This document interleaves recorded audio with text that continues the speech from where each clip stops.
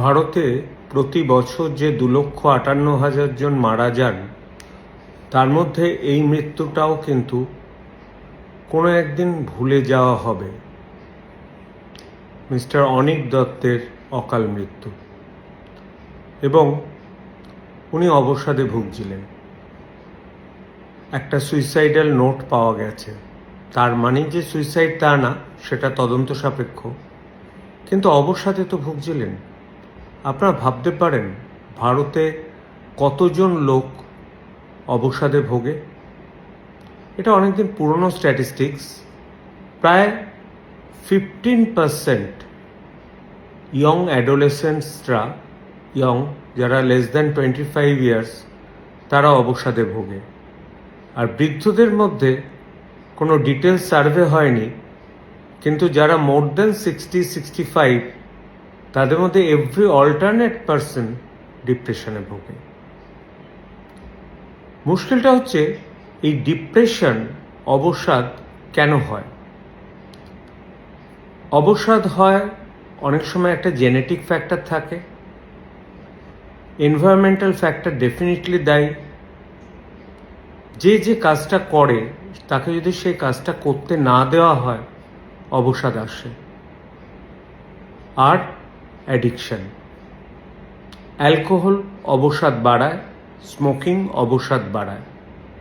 সাময়িক হয়তো মনে হয় যে অ্যালকোহল খেয়ে ভুলে থাকা যাবে, এটা ভুলে থাকা যায় না। আর যারা ঘুমের ওষুধ খান, শুধুমাত্র ঘুমের ওষুধ, তারা কিন্তু অবসাদে ভোগেন। আমাদের দেশে অবসাদগ্রস্ত লোক তো ধরা হলো যাদের, সেটা হচ্ছে একটা হিমশৈলের চূড়া মাত্র। তার তলায় যে কত লোক অবসাদে ভুগছে, সেটা আপনি যদি জেনারেল প্র্যাকটিশনার বা আমার মতো এমডি ফিজিশিয়ান হন, জাস্ট কথা বলেন, তাহলে বুঝতে পারবেন অবচেতন মনে অবসাদে কত লোক ভুগছে। অনিক দত্তর মৃত্যুর পেছনে আমার বারবার মনে হয় যে একটা জিনিস কিন্তু বড্ড দায়ী ছিল। আমি আবার বলবো, সরকারের কাজ সরকারের অ্যাডমিনিস্ট্রেশন চালানো।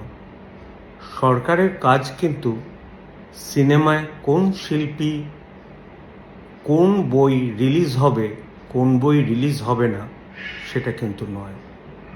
আশা করি বর্তমান সরকার এই ব্যাপারটা দৃঢ়ভাবে করছেন এবং করবেন, যাতে সরকারের কাজটাই সরকার করে। অ্যাডমিনিস্ট্রেটিভ ব্যাপার, সরকারের কাজ কিন্তু যেন টলিউড ইন্ডাস্ট্রিতে না পড়ে। সবাই ভালো থাকবেন।